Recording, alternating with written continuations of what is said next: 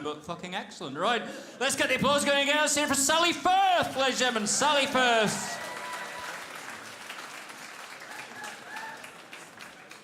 Start the clock. Hello, I know you weren't expecting to see me here tonight. Normally on Sundays I do my cage fighting. But the reason I'm here, my son was meant to be taking part in the competition and he's not well, so I said I'd take his place. I've got a lot of time on my hands since the Samaritans asked me to leave. Now, some of you might be thinking I'm not going to be funny. Don't worry. I've seen my son's act 3 times. I'm sure I can remember what he says.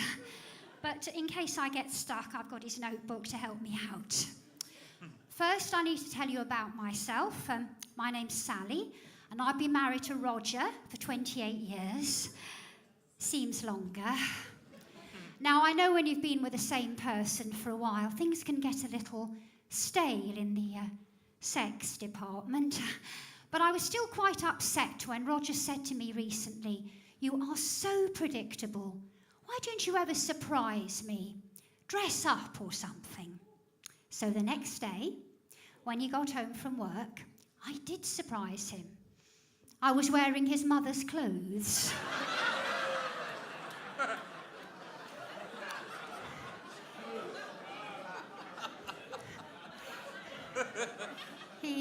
He wasn't laughing.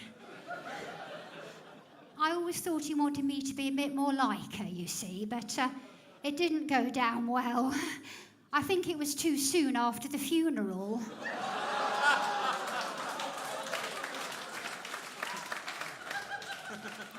Now, if I'd known that Roger had a heart condition, I probably wouldn't have given up on that first aid course. But the ambulance men were amazing. I take my hat off to them. Well, it was Roger's mother's hat, obviously. Now, you might think that was unkind of me, but Roger's been doing a number of things recently that really irritate me, like waking up. Having said that, his snoring is horrific, so it's touch and go which is preferable.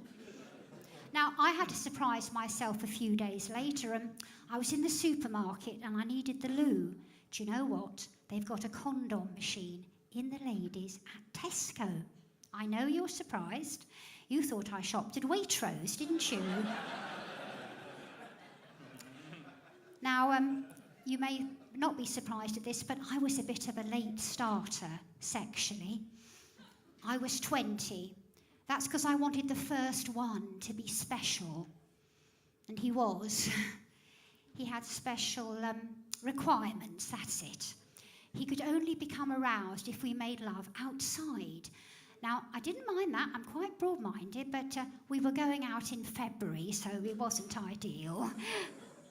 The one after that, he liked to cover me in baby oil while watching videos of 40 Towers. And I was fine with that too until he asked me to dress up as Manuel. I thought that was a step too far. Now, my next boyfriend was a masochist, and he begged me to hurt him. So I slept with his best friend. One card. He said that wasn't what he meant, so I tried to think of something else. I waited till he'd videoed the whole of the Japanese Grand Prix, and then, just as he sat down to watch it, I told him who'd won. Now, another reason I didn't have sex when I was a teenager, because my mother said to me, the way to a man's heart is through his stomach, and I'm not very good in the kitchen. Eventually, I found out if you go down about 6 inches, it's a lot quicker, more effective, and you don't have to stand up for so long.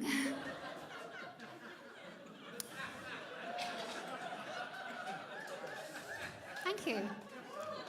Another thing my mum used to say if she saw an ugly person walking down the road was, well, he can't help what he looks like, but he could stay indoors.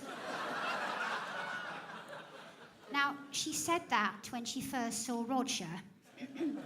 my future husband. But I wasn't put off. Within weeks of us meeting, we'd moved in together and we were doing the things that married people do, having sex when only one person wants it.